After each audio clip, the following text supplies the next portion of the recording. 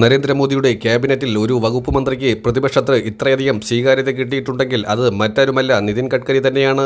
എല്ലാ പ്രശ്നങ്ങളും അദ്ദേഹത്തിന്റെ മുമ്പിലെത്തുമ്പോൾ അതിനകത്ത് പാർട്ടിപരമായിട്ടുള്ള തീരുമാനമല്ല എടുക്കുന്നത് എന്നതുകൊണ്ട് തന്നെയാണ് ഈ കടുത്ത സാഹചര്യത്തിലും അദ്ദേഹം മഹാരാഷ്ട്രയിൽ വിജയിച്ചു കയറിയത്. നിലവിലെ രാഷ്ട്രീയ സാഹചര്യം മനസ്സിലാക്കാൻ അദ്ദേഹത്തിന് നന്നായി അറിയാം. എന്നാൽ അതിനേക്കാൾ മുകളിലാണ് പൊതുജനങ്ങളുടെ പ്രശ്നമെന്ന് വിശ്വസിക്കുന്ന ഒരു പ്രവർത്തകനാണ് താനെന്നാണ് ഗഡ്കരി പറഞ്ഞു കഴിഞ്ഞിരിക്കുന്നത്. ഏറ്റവും കൂടുതൽ ബജറ്റിനെ നിശ്ചിതമായി വിമർശിച്ച ക്യാബിനറ്റ് മന്ത്രിമാരിൽ ഒരാൾ നിതിൻ ഗഡ്കരി തന്നെയാണ്. അമിത്ഷായുടെയും നരേന്ദ്രമോദിയുടെയും ഈ രീതിയിലുള്ള സമീപനത്തെ ഗഡ്കരി ഗോവയിലെ സമിതിയിൽ നിശ്ചിതമായി വിമർശിച്ചു കഴിഞ്ഞതാണ്. ഒരുപക്ഷെ ക്യാബിനറ്റിൽ സുഷമ സ്വരാജിന് ശേഷം നരേന്ദ്രമോദിയുടെ മുഖത്ത് നോക്കി വർത്തമാനം പറയാൻ കെൽപ്പുള്ള ഒരേ ഒരു ക്യാബിനറ്റ് നേതാവ്. ഗഡ്കരി ഒരിക്കലും അനുസരണ എന്ന രീതിയിലേക്കല്ല നരേന്ദ്രമോദിയെ സമീപിക്കുന്നത്. കാരണം ഗഡ്കരി മഹാരാഷ്ട്ര രാഷ്ട്രീയത്തിൽ പടർന്നു പന്തലിച്ച കാലഘട്ടത്തിൽ നരേന്ദ്രമോദി വെറും ഒരു കാര്യവാഹായിരുന്നു. അത് കൃത്യമായി മനസ്സിലാക്കിയാൽ നന്ന് എന്ന് ഇടയ്ക്ക് ഓർമ്മിപ്പിക്കുകയും ചെയ്യുന്നുണ്ട്.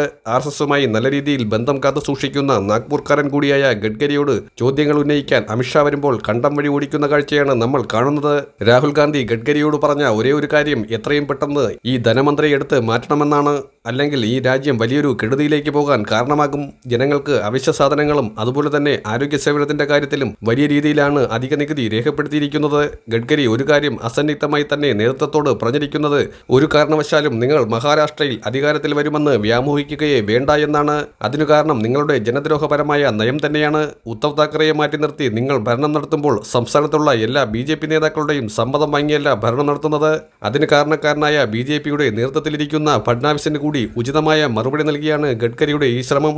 എന്നാൽ രാഹുലിന്റെ കാര്യമാണ് ഗഡ്കരി ഏറ്റവും പ്രധാനമായി പറഞ്ഞത്. പ്രതിപക്ഷ നേതാവെന്നത് രാജ്യത്തിന്റെ അഭിമാനകരമായ സ്ഥാനത്തിരിക്കുന്ന ഒരു വ്യക്തിയാണ്. ക്യാബിനറ്റ് റാങ്കിലുള്ള പദവിയാണ് അദ്ദേഹത്തിനുള്ളത്.